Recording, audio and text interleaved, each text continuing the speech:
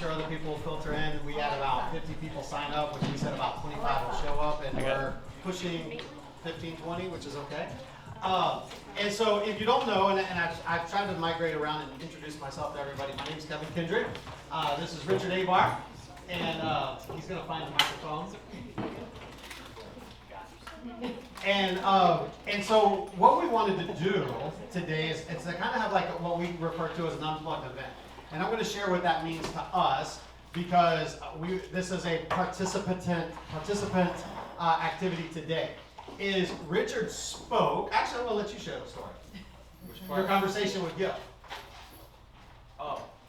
Share the conversation when you spoke downtown. The feedback. Yeah, Richard spoke downtown in a room of about 75 to 100 people. And what was the feedback?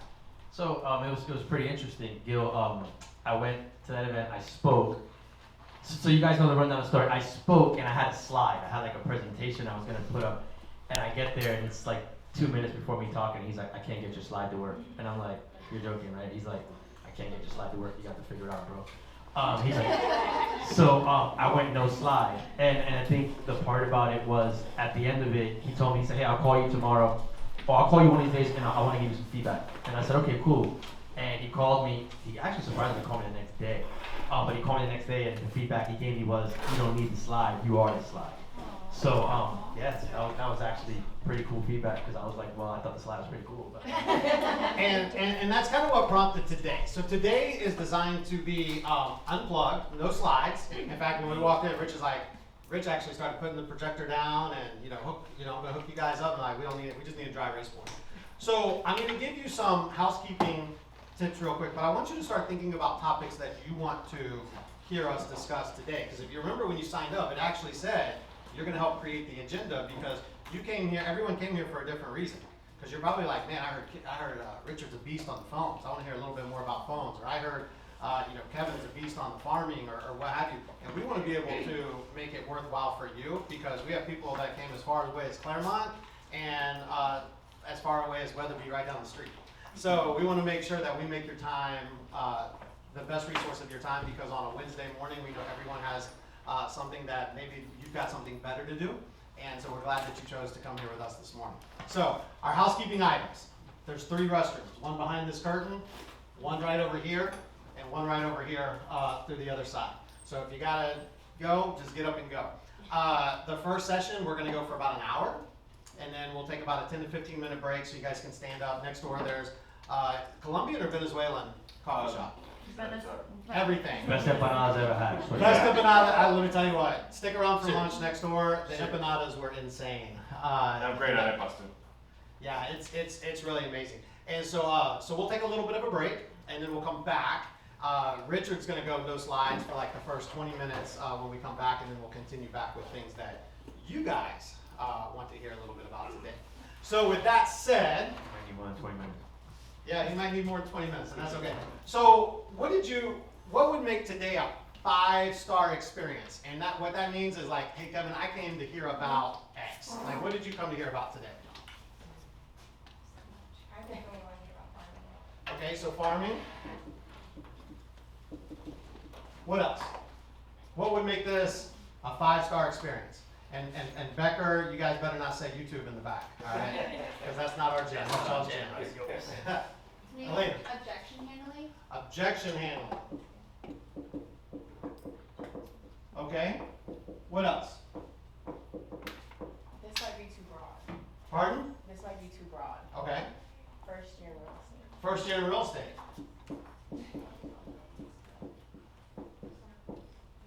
And maybe it's not too broad. Maybe it's broad now, but we'll break it down. And we can definitely break it down. What else? I would say like after you do your first event or something, like the dissecting of that to create a system to make it more efficient. So follow up after events. And you know what we'll even do is we'll even do pre-event. Because there's a great way that we want to market to our people before the event as well to get them to the event. And I can tell you everything we've done right and everything we've done wrong with before the event and after the event. Okay, what else would make today like an A+ experience for you? Will that be what you just asked, let's if you're in an open house and you have seats, will that be considered part of the follow-up event? So this is event. So open house follow-up, we'll talk about, and what we'll do is when we do get to open house follow-up, I'm gonna let Richard share, and we're gonna let Kim Gordon share, because Kim got some amazing follow-up as well. And I did tell Kim that she better come prepared to pitch on stage. So, because I might throw the microphone in her hand. What else? What's something that you're struggling with, or you just said, man, Kevin, I'm here today. This would be a great time to lead generate, but I came here today because this is going to help me spring forward. Rosemary? Keeping a schedule. Okay, time blocking.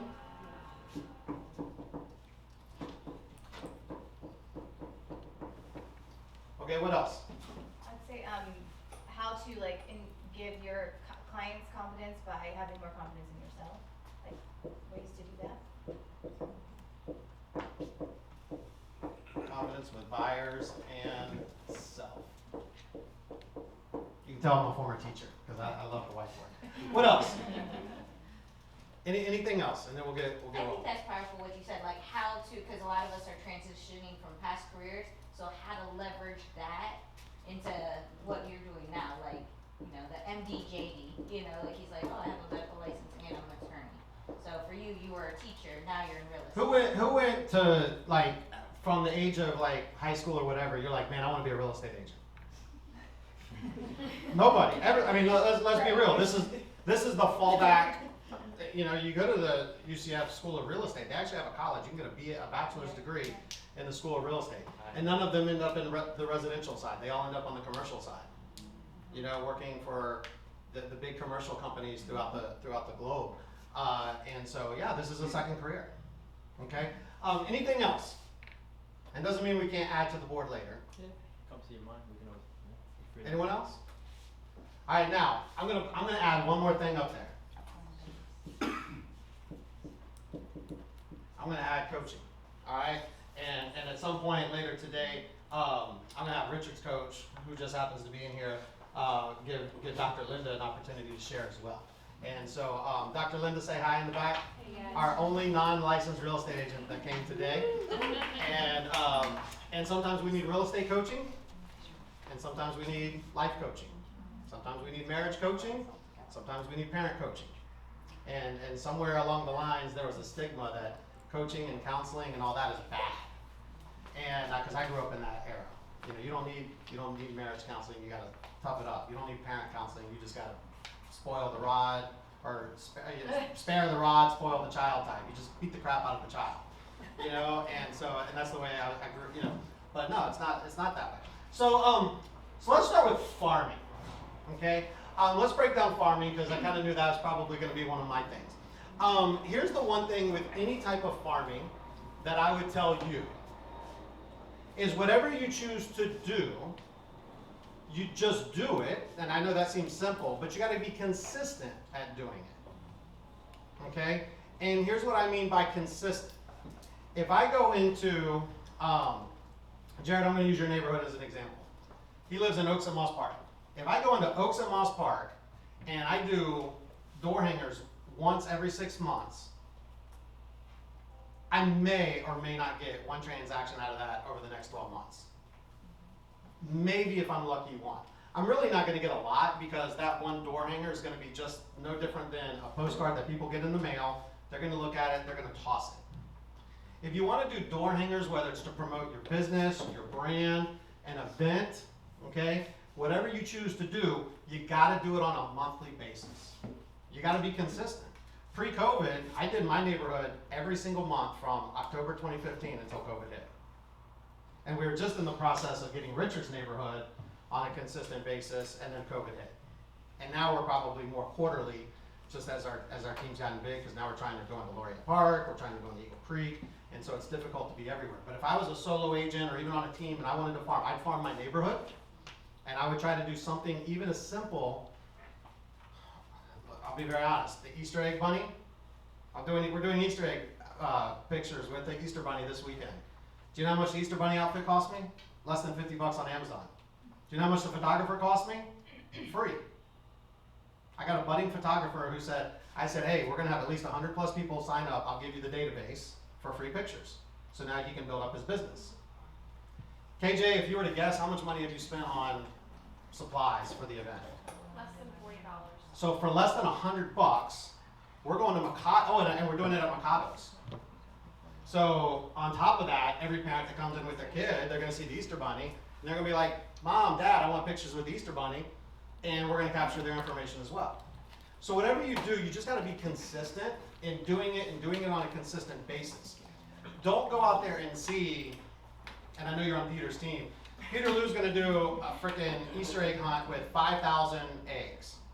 And that whole event that he puts on, all in, is probably gonna run anywhere between $5 grand plus. Now he gets sponsors to offset that. But you don't have to spend a lot of money. I just told you the Easter egg bunny is less than $100. And we're gonna get business out of that. Leverage a business that maybe you go to that is more of a mom and pop business to host an event to. And what I mean by that is, in Lake Nona, everyone thinks it's commercialized. And everyone's like, oh, we just want mom and pop restaurants. Actually, we have more mom and pop restaurants than we do commercial restaurants. People just, they're blinded by Chili's and Olive Garden. Go to those mom and pop restaurants and build a relationship with them. I remember when there was a lady who made cookies. She said, I'll never be able to open up a store in Lake Nona, a cookie store. She's a cookie shop, because they'll never support me. Now we got a cookie shop coming. We already have a cupcake shop. What's up, James? Hey, bro. How you doing, man? Quick plug. James just retired from his full-time job, and now he's a full-time real estate. So let's give James a round of applause. And he served Tampa Police Department for 20 years?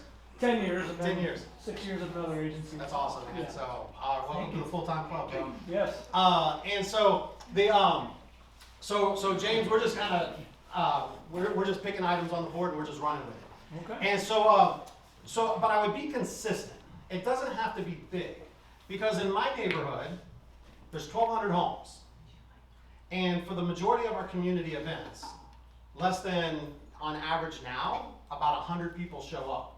So we're averaging, on average, and it's consistently been between 8 and 10% actually show up. But here's the thing. We'll still list 15 to 20 homes in my neighborhood a year. And most of those don't have kids. Like we've got a home that we just listed a week and a half ago, and I asked her, I said, how did you hear about us? And she said, your stuff is everywhere. And I actually told her, I said, I think I remember speaking with you on Facebook. She said, I'm not on Facebook. I was like, whoops. I said, I think I met you at one of our community events. She goes, we've never been to any of your community events. We just know that you're the guy. And then we're listing another house tomorrow in my neighborhood that she and her daughter have been to every single one of our events since 2015. And I asked her, because she's moving and she made it publicly, she's moving. She's been telling me for 6 months that I'm her guy, but she never signed until like 2 weeks ago. And you get nervous because you're like, are you really the guy? And I asked her, I said, how many agents in the neighborhood reached out to you? She said, probably about 10. And she still stood by me, and I'm sure some came in with lower commissions and higher price points and things like that. So you just got to be consistent. You don't have to spend a lot of money. And what you can do is, who lives in an apartment complex? No one lives in an apartment complex? If you ever live in an apartment complex, that's the best place to farm, because everyone's a potential buyer. Okay, so since no one lives in an apartment complex, I would partner with businesses, and it doesn't have to be, once again, it doesn't have to be a real estate business, because Amanda, you've been in the business how long? Over a year, okay? And let's just say, for all intents and purposes, you may not have a strong relationship with lenders, where I can go to a lender and say, we're doing a cool event, I need $5,000. But if you're brand new in the business, find someone that you connect with and grow your business with that person. And what may be a $50 donation today could be a $500, $1,000 donation, etc. My wife just walked in yesterday. She sent a text message to somebody, in regards to a sponsorship. And she said, what do you think? I said, I think you should ask for either 500 or 1,000. And she asked for 500. And I think that's fair. As you grow your business, you can ask for more. But don't be afraid to ask for business. If you go to a title company you've never used before and say, and you're brand new, Mike, how many you've closed about 10 homes in the last 12 months? Close? 5? 5. Okay, so 5. So if Mike goes into, who do you use, Magnolia? Red Door. So if you go, if Mike walks into Red Door Title and say, hey, I got this really cool event at Drive Shack, I need $3,000. Mike Lewin's probably gonna tell Mike Becker no, you know, but he might give Mike $250, you know, $300, loyalty, you know. But I would ask those businesses to offset your costs. Think about it, for the Easter Bunny, all I needed was two businesses to give me $50 each. It doesn't have to be expensive. We did a glow stick bar. We did a glow stick jam in my neighborhood, glow stick jam in his neighborhood. We went to Kim's, and Kim's was very low key because it was our first time going into Laureate Park. And we spent, you can buy almost 10,000 glow sticks for $200 on Amazon. Kids love glow sticks. I mean, North Lake Park, remember I told you about 8 to 10% show up in his neighborhood? It's probably 15 to 20%, and you see the difference in numbers and size. Kids, a lot more kids in my community. Yeah. We did a Christmas parade. We paid for Santa. But you can go get any old man in your neighborhood that looks like Santa. Because at the end of the day, it's not about Santa Claus that's at the Millennium Mall. We put Santa in a Jeep. And our Santa had a fake beard. And you could tell it was a fake beard.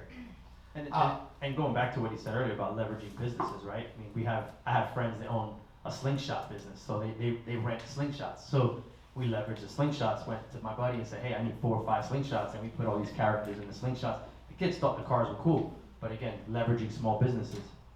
And don't be afraid to ask. Yeah, the answer's always no if you don't ask. And don't be, and it doesn't always have to ask real estate businesses either. I've asked my dentist, who I refer my dentist a lot.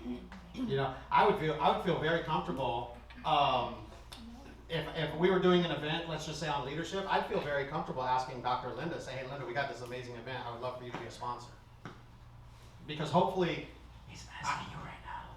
I'm prepping her for one day. But you know, hopefully she sees value that we bring to her and vice versa. We've sponsored her events, and so maybe there's that value. But any business that you support is your place. Who goes to the same restaurants? I mean, my wife and I, we go to Nona Blue and Azteca, and a smattering of a few other places. But guess where we do events at? Nona Blue and Azteca. Because we can go to the owners and we can say, hey, look, this is what we want to do. Are you cool with that? And one, we got a 10-year history with Nona Blue, and Azteca, we've got a 1.5 year history with. And we love to do it. So with farming, it's about consistency. It does not have to be expensive. Remember what I just said about Peter's event. Peter's probably spending $5,000 plus this weekend in Laureate Park. It's going to be insane how big it is. Like you guys got to watch the video. You get the drone and you just see all these kids looking like roaches coming after a crumb. It's like insane seeing these kids come out. I mean, he puts on this amazing, insane event. We're taking pictures with Easter Bunny. And we're both going to have similar impact, similar reach. Okay, so it doesn't have to be expensive. It doesn't have to be over the top. Does that help in regard? Cassie? Yeah, I would say with those, what are the different ways to capture the data without feeling like you're like, hey, do you want to buy a house? Do you want to buy a house? Good question. That's what I struggle. So we used to do the old school way that when the people would actually show up, then we would have like a little ticket, fill out this little form, and if you fill out this form, we're going to do a drawing, and we're going to pick a winner. The problem with that is you only get so many people to fill out the form, and they're more likely to give you fake information. We now do Eventbrite for everything. We did Eventbrite for the Christmas parade. We went through 2 neighborhoods. And people are like, why do I got to fill out an Eventbrite for the Christmas parade? And my response was, so we could email you the route. We had over 1,000 people sign up for our Christmas parade. That means we captured over 1,000 phone numbers and email addresses for our database and for us to call. And so this kind of leads to pre-follow-up and or pre-event and post-event.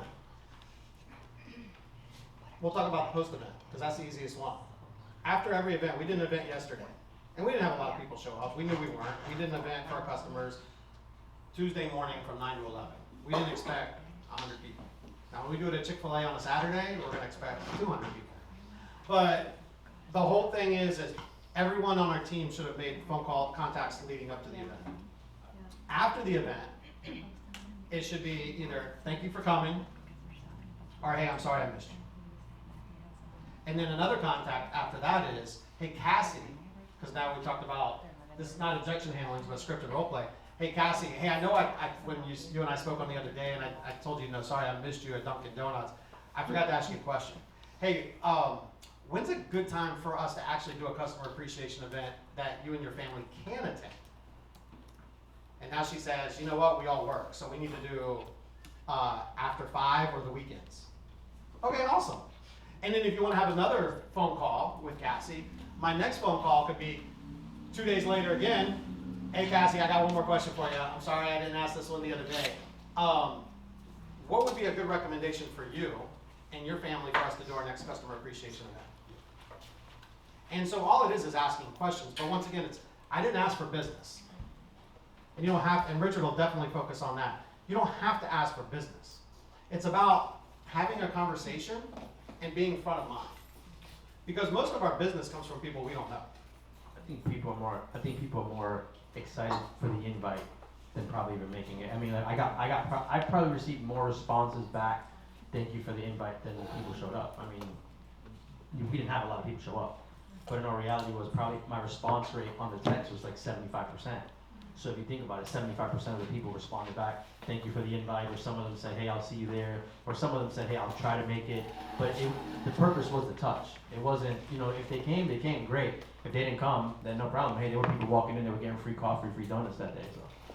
And Stephanie knows what I'm going to ask her. Stephanie, what's the customer appreciation event? What's it all about? The invite. It's all about the invitation, because she's heard me say that multiple times.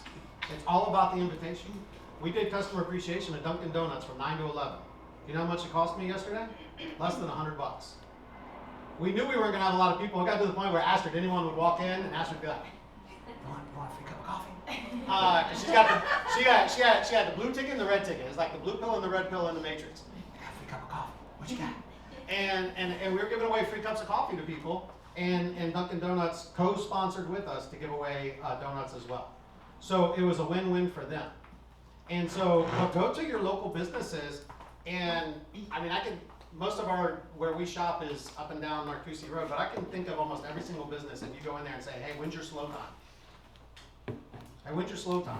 Dunkin' Donuts, it's usually Tuesday, Wednesday, Thursday from 9 a.m. to 11. Hey, what if we were able to bring you an extra 25, 30 customers? Would that be okay with you? What business is going to say no? No, we don't want 20 extra customers during our slowest time. Chick-fil-A is going to be funny because it's going to be like, when's your slow time? Never. And so, but go to your businesses that you frequent and say, hey, I'm here all the time. Me and my family, we eat here once a week, twice a week. We would love to do an event here. That will work with you. And she used to give away free tacos at Lime. And let me tell you what, that's probably one of the best places, if you live in the Lake Nona area, one of the best places for you to connect with, because they have probably the most inexpensive cost to do an event for multiple people. So now here's what pre-follow-up should look like, and I will say this, we still don't do it this way. This is like, and in paper, when and I think KJ left, I'll email this to everyone. It's great in theory, but we haven't gotten to the point where we plan our events out 8 weeks in advance. But you should have 8 weeks of touches. You really should have 8 weeks of touches. And the reason why, and I've got this in writing, and since KJ knows who showed up, I'll make sure we email this out, is you should have a save the date. You should have the Facebook invite. You should have the Eventbrite. You should have the text, the phone call. You know that people aren't going to RSVP. So now you have to call them and say, hey, Stephanie, hey, I've got this, we've got our next customer appreciation event, and you have an RSVP yet. And now I'm touching, I'm giving her another touch. And so, realistically, if you're touching someone 8 times before an event, then you have the event, whether they show or don't show is irrelevant, and then you touch them 2 or 3 times after the event, who are they thinking about when it comes to real estate? They're thinking about you. And everyone wants, if you do it, you should easily get almost every single event you do, that should generate minimum to one transaction, minimum. I've watched Stephanie grow her business, and I've seen her, she farms in the same neighborhood that we farm, and guess what? She ain't put us out of business, and we ain't put her out of business. You know what that means? There's enough business to go around. And we've never tried to stop her from doing anything in her neighborhood, and she's never stopped us doing anything, because there's enough business to go around. We collaborate. You know, in fact, I think during the Christmas time, she's like, hey, I'm doing pictures with Santa on this day, when are you doing your parade? And we didn't do them on the same day. James lives in my neighborhood, and James is like, hey, I'm going into real estate full time. We sat down, we've broken bread, we've had coffee, and he's like, I want to do community events. Cool, that's awesome. Can we support you? Because there's enough business to go around. And so, you know, if I lose a listing to James, that's awesome. I'm happy for James. You know, I did, you know, probably 5 years ago I'd have been mad, but it is what it is now. And it's okay. Switching a little bit, but. Yeah, it's okay. You know, there's enough business to go around. So, but the pre-event, I'll send this email out, but there should be close to, if you plan out far enough in advance, 8 touches, follow up after the event, 3 touches. And that's going to give you, and once again, Richard, how often do we talk about real estate on the phone with people? I never talk about real estate on the phone. I mean, I always ask questions about them, their family, what they have going on in life. I've always said the same thing, and my wife can tell you. Look, at some point you're gonna ask them, how's work, how's family, how the kids. They're always gonna ask you, how are you doing? The conversation's always gonna go next into how's everything with you. You know, I've learned that no matter how busy your business is, whether it's good, whether it's bad, it's always great. So even if you're slow, how's business? It's great. So here's your script. Someone asks me, they say, Kevin, how's business? Man, it's great. We're slammed, but I'm never too busy for you, and I'm never too busy for your referrals. And basically asking for business without asking for business. You're asking for business. I'm never too busy for you, and I'm never too busy for your referrals. And the other day, I got a call from an attorney who owns his own title company, and he referred me his friend who's moving here. I've never sent that attorney business to his title company, ever. And I asked him, I said, hey Richard, if you don't mind me asking, why did you choose me? I I didn't said, send you that. The other Richard Hale, not Richard. And he said, you know, and he basically said, you're the only person that I trust with my friend. And that was a huge compliment from someone who owns a title company. And so, but he started me, because every time he and I get together, he goes, how's it going? I said, man, business is great. Never too busy for you, and I'm never too busy for your referrals. And that's a great script to have in your back pocket. Questions about farming or pre-event, post-event? Good stuff so far? I would say one thing to note, because I learned this the hard way, the Eventbrite stops collecting information at the start of the event. Yes. Because I messed up my first event after we talked and I did the Eventbrite, and I was like, oh, okay, yeah, sign up here, the QR code and everything, because it was too late for the door hangers. Yeah. But I found that out the hard way, and I was like, okay, great, lesson learned, let's go. Yeah, and we, real quick, we use door hangers because not everyone's on your community Facebook page. There's a lot of people on your community Facebook page that don't like you. Whether you think they all like you or not, there's people who, just because you're a real estate agent, they don't like you. And that's okay too. But we use door hangers, and we promote our event. We order from Vista Prints, okay? And unfortunately, they don't let you order a specific amount. Richard's neighborhood has 650 homes, we have to order 750. My neighborhood has 1,200 homes, we have to order 1,500. So guess what? We always have door hangers left over. But on the front, we promote the event, and on the back, we have the QR code with everything, and there's a little thing that says turn over to sign up. And look, if someone shows up to our event, we don't say, well, sorry, Mike Becker, you did not sign up for the event, and therefore you cannot attend. No, we're going to capture Mike's information at the event. At the Easter Bunny on Mikado's on Saturday, there's going to be kids that show up. I mean, could you imagine if we told a kid you can't take pictures with the Easter Bunny because you didn't sign up? Dude, your parents suck, man. I'm sorry, bro. You know, we're not going to do that. No. So we just capture their information at the event. And so, but that's just a great way, Eventbrite, for you to capture their information. And then, you know, once again, how are you using that information? We've been in business, he and I have been in business for 5 years together. My wife and I, we started in 2015, 2016. We're just now doing a newsletter. And we've got over 10,000, almost 15,000 email addresses. And we're just now doing a newsletter. I get a newsletter from Dr. Linda at least once a month because she sends stuff out, whether it's for Almost little like 2 or leadership. 3 actually. Yeah, so it depends. And sometimes it's video. But we're just now implementing